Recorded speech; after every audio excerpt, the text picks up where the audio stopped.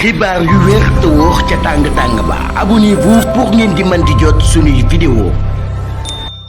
jaajëfalaat nañu leen bu baax a baax ci ànd beeg Buzz 221 HD ni ñu koy defee saa su ne ba tey nag ñu daal di des ci giga meeting bi nga xam ne nag kii di Ousmane Sonko di leader bu Pastef daal dina koy woote niki tey jii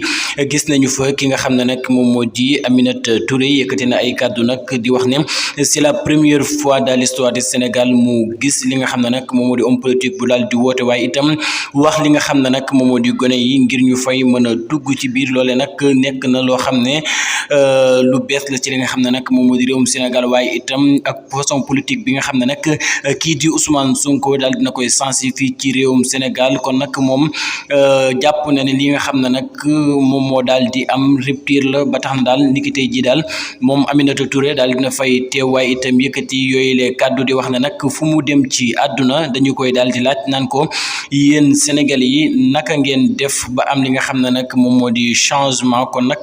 loolee nag la mu leen di tontu du leen lu dul leader bi nga xam ne nag moo ko daal di incarné mu di premier ministre Ousmane Sonko ba tax na nag ni ki tey jii nag wanewaat na li nga xam ne moom moo di dooleem gis nañu ndaw ñi ni mu ko daal di wuyoo ni ki tey jii ci wooteem bi nga xam ne nag daf ko def ngir rek bañ a laal ci li nga xam ne nag moom moo di alalu Sénégal bañ cee campagne yi waaye itam woo ñi nga xam ne nag ñoom ñoo di ay militant wam ngir ñu participer mën a dem ci élection législative yi te loolee nag moom Aminata Touré nee na am na ci yaakaar bu baax a baax ni ñi nga xam ne nag ñoom ñoo di ndaw ñi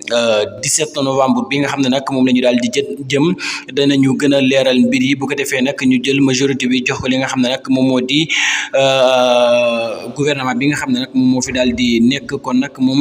jàpp na ne am na yaqin daal ne dina daal di dinañu am la nga xam ne nag moom moo di majorité foofii ci pencum ndawi réew ma ndax ni mu gisee li nga xam ne nag gone yi seen taxawaay waaye itam seen détermination ci projet bii nga xam ne nag daal dinañu koy teg pour vision 2050 kii di Ousmane Sonko daal di koy digtal